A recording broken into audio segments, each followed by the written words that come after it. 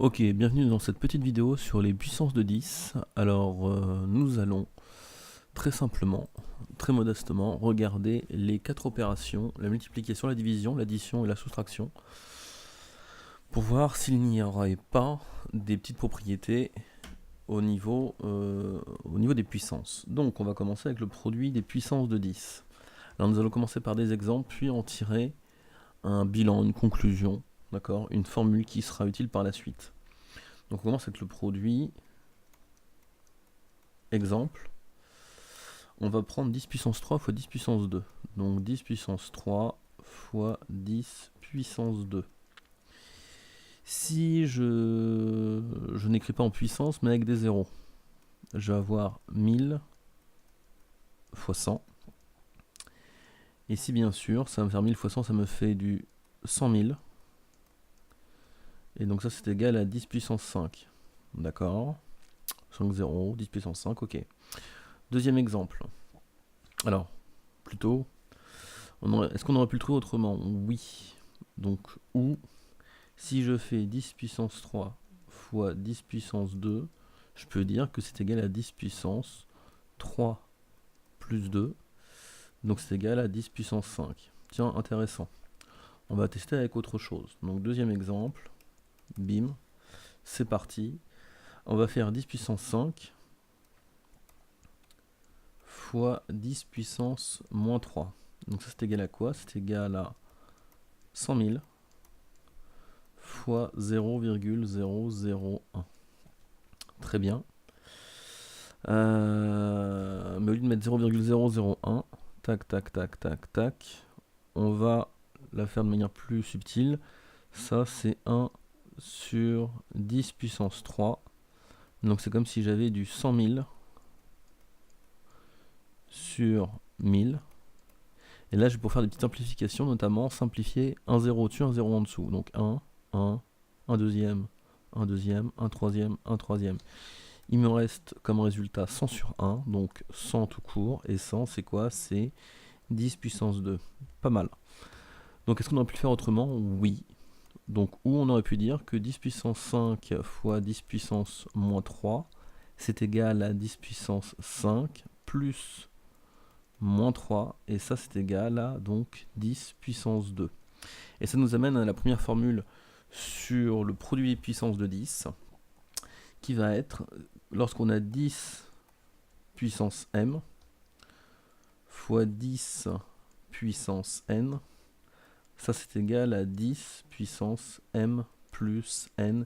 Et bien sûr, très important, m et n c'est quoi? Ce sont des entiers relatifs, d'accord? C'est-à-dire que ce sont des entiers qui peuvent être positifs ou négatifs. Il n'y a pas de problème, ça fonctionne. Donc déjà, nous venons de voir ce que c'était pour le produit. Pour le quotient, on va utiliser la même démarche, c'est-à-dire par l'exemple, pour voir si on arrive à trouver quelque chose.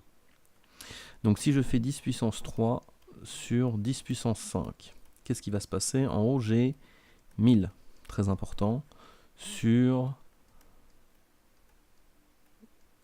100 000. Pareil, cette petite chose-là, on peut simplifier. Pour un 0 au-dessus, un 0 en bas, donc là j'ai 3 zéros, donc je dégage 3 zéros. Il me reste 1 sur 100, d'accord? 1 sur 100, c'est 1 sur 10 puissance 2, et avec mes notions d'inverse, quand je le remonte, ça me fait 10 puissance moins 2. Alors, est-ce que j'aurais pu le trouver autrement? Oui. Ou j'aurais pu faire que 10 puissance 3 sur 10 puissance 5, c'est égal à 10 puissance 3 moins 5, et c'est égal à 10 puissance moins 2. Impeccable, je retrouve la même chose. Donc, deuxième exemple, pour voir si vraiment je peux trouver quelque chose d'intéressant là-dessus. Je vais faire maintenant avec 10 puissance moins 7 sur 10 puissance 4. Alors, une chose qui va être intéressante, c'est de décomposer ça. Donc, ça me fait 10 puissance moins 7 fois 1 sur 10 puissance 4.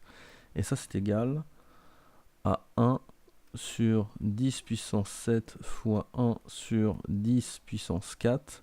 Et là, je sais qu'avec ce que j'ai appris sur les fractions, je multiplie les numérateurs entre eux et je multiplie les dénominateurs entre eux. Donc ça va me faire du 1 sur 10 puissance 7 plus 4. Je retire ce que j'ai vu pour le produit. 7 plus 4, ça me fait 11. Donc c'est égal à 10 puissance moins 11. Intéressant. Est-ce que je peux le faire? Est-ce que je peux le trouver autrement? Oui. Donc si je pars de mon 10 puissance moins 7 sur mon 10 puissance 4, qu'est-ce qui va se passer? Ça revient à faire, très important. Je prends mon moins 7 et je vais lui retrancher l'entier relatif qui est ici. Là, c'est un 4.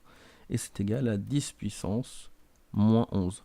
C'est beaucoup plus rapide, beaucoup plus fluide au niveau du calcul. C'est plutôt une bonne chose. Donc on s'aperçoit quoi? On s'aperçoit que 10 puissance m sur 10 puissance n, c'est comme si je faisais 10 puissance m moins n. Bien sûr, m et n, c'est quoi? Ce sont aussi des entiers relatifs. Donc des entiers qui peuvent être positifs ou négatifs, ça fonctionne. Voilà. Donc là, on en tire vraiment, on tire les conclusions pour le produit et le quotient juste avec ces petites choses-là, avec à partir d'exemples, est-ce qu'on arrive à voir quelque chose qui se dessine? Et voici deux formules très importantes. Maintenant, pour la somme et la différence, ça va être différent. Vous allez voir. Donc on va partir sur deux exemples, une somme d'un côté et une différence de l'autre. Donc comment ça se passe? La première, ça va être 10 puissance 2 plus 10 puissance 3.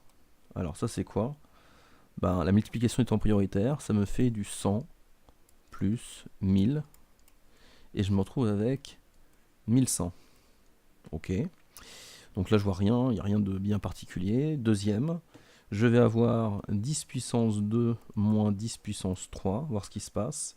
Ça me fait 100 moins 1000, c'est égal à 900. Moins 900, exactement. Donc, qu'est-ce que je peux dire là-dessus? Ça ne peut pas s'écrire sous forme de puissance. Donc ici, on n'a pas une expression sous forme de puissance de 10, donc pas de puissance de 10.